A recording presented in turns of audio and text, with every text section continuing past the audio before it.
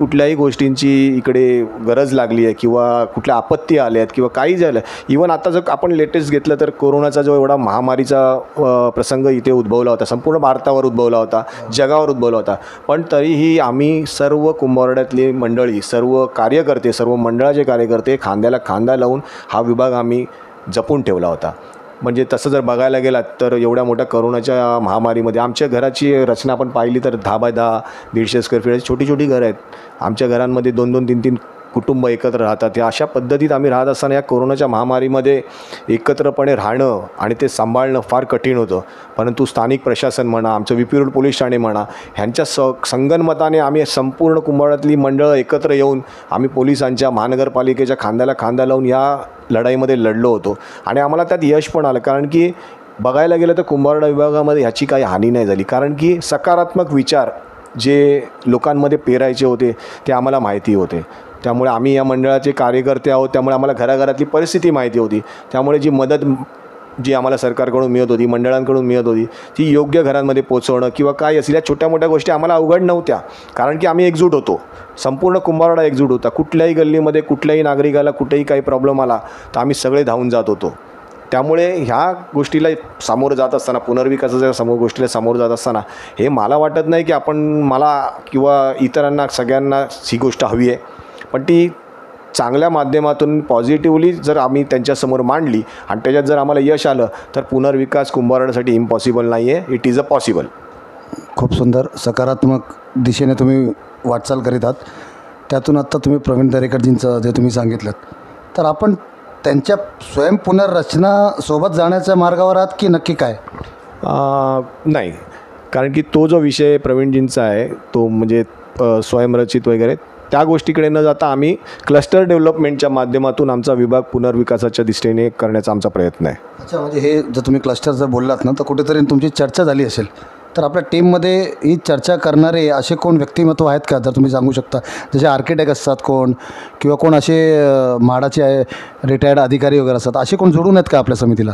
नक्कीच, कारण की हा विषय ज्या वेळेला आमच्या समोर आला तर सन्माननीय तुळसकर साहेब जे आहेत, जे भारतीय जनता पक्षाचे म्हाडाचे सेलचे अध्यक्ष आहेत आणि फार अभ्यासू व्यक्तिमत्व आहेत, त्यांच्या माध्यमातून त्यांच्या मार्गदर्शनाने की हा विषय कसा, कारण मी पहिलंच म्हटलं की आम्ही या क्षेत्रातले नाही आहोत, कारण क्लस्टर डेव्हलपमेंट हा विषय आमचा नाही आहे, परंतु आमची इच्छाशक्ती आहे की आमचा विभाग पुनर्विकास व्हावा, चांगली घरं व्हावी, चांगल्या सुविधा आमच्या पुढच्या पिढीला मिळाव्यात, आम्हालाही बघता याव्यात की ते विकास होत असताना. त्यामुळे तुळसकर, म्हणजे मिलिंद तुळसकर त्यांचं नाव आहे, त्यांच्या मार्गदर्शनाने आणि त्यांच्या प्रयत्नातून आम्ही हे एक पाऊल पुढे उचललं. विषय तिथून आला. त्याच्यानंतर आर्किटेक्ट म्हणून श्री बुटवाला म्हणून जे आहेत ते आमच्या समितीबाबत आम्ही त्यांना अपॉइंट केलेलं आहे. एक अभ्यासू व्यक्तिमत्व आहे, त्यांनी बऱ्याचशा गोष्टी या मुंबईमध्ये साकारलेल्या आहेत आणि त्यांचाही प्रयत्न चालला आहे. त्यांनी चांगल्या प्रकारे त्यांची भूमिका जी आहे, त्यांचं कार्य जे आहे ते त्यांच्या पद्धतीने करत आहेत. त्यांचे प्लॅन्स, त्यांचे अभ्यास, त्यांचं ते चाललेलं आहे. त्यांचं काम करत असताना आमच्या जबाबदाऱ्या आहेत त्या आम्ही कशा पार पाडाव्यात ह्यासाठी तुळसकर साहेब आम्हाला मार्गदर्शन करत आहेत. त्यानंतर सन्मान्य चेंबूरकर साहेब आहेत, ह्यांच्या माध्यमातून आम्ही हा हळूहळू पावलं पुढे चालत कारण की त्यांचा तो दांडगा अभ्यास आहे. ज्यावेळेस आम्ही त्यांच्याशी चर्चा केल्या त्यावेळेस आमच्या मनातही बरेचशा चर्चेला जातानाच प्रश्न होते की हे, कारण की ही जनतेचे प्रश्न आहेत, ही जनता जेव्हा आम्हाला विचारेल तर आम्हीही काहीतरी या गोष्टीला उत्तर देऊ शकू का. त्यामुळे आम्ही प्रथमतः त्यांच्याशी चर्चा केली. आमच्या मनातल्या शंका कुशंका, विभागातले भौगोलिक प्रश्न असतील, जसं आपण विचारलं की ते संमिश्र भाग आहे, इथे सगळ्या जाती धर्माची लोक इथे राहतात, त्यांना कशाप्रकारे आपण हे करू शकतो, शासकीय योजना काय आहेत, त्याचबरोबर हा जो विभाग आहे या विभागामध्ये पागडी सिस्टमच्या बिल्डिंग आहेत, ट्रस्टच्या बिल्डिंग आहेत, सेज नॉन सेज अशाच बऱ्याच बिल्डिंग, काही म्हणजे ज्यांचे वारीस पण नाही आहेत अशा बिल्डिंग आहेत.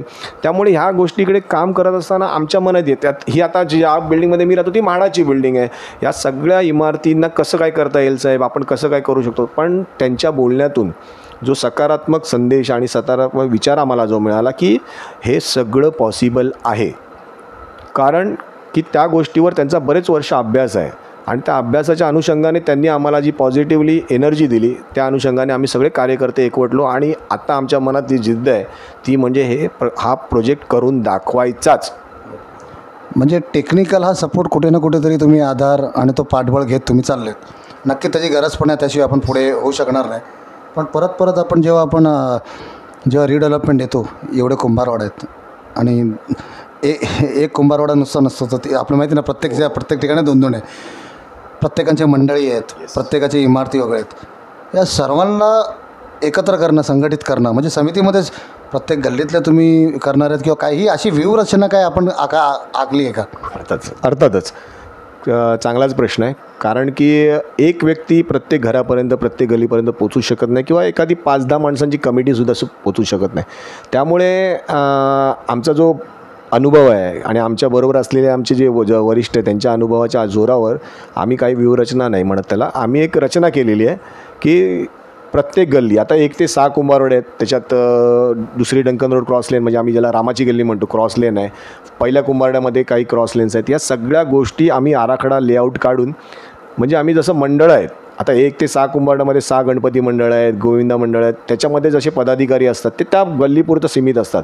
पण अखिल कुंभारवाडा जेव्हा बोलला जातो तर त्यावेळेला ह्या रचनेचा काहीतरी फायदा आपल्याला घेता यावा म्हणून आम्ही प्रत्येक गल्लीतले कार्यकर्ते, जे होतकरू कार्यकर्ते आहेत, जे नागरिक इकडचे स्थानिक आहेत, ज्यांना ह्या गोष्टीची कळकळ आहे, ज्यांना मनातून इच्छाशक्ती आहे की मला काहीतरी माझ्या विभागासाठी करायचं आहे, असे आम्ही कार्यकर्ते ह्या समितीमध्ये घेतले आहेत.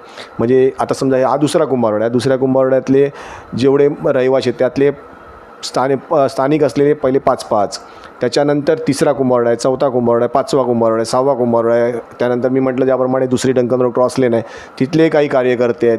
म्हणजे ज्या व्यक्तींना घेऊन आपण समाजामध्ये हा विषय सकारात्मकपणे मांडू शकू, रहिवाशांपर्यंत जाऊ शकू, अशा कार्यकर्त्यांना आम्ही या समितीमध्ये घेतो आहे.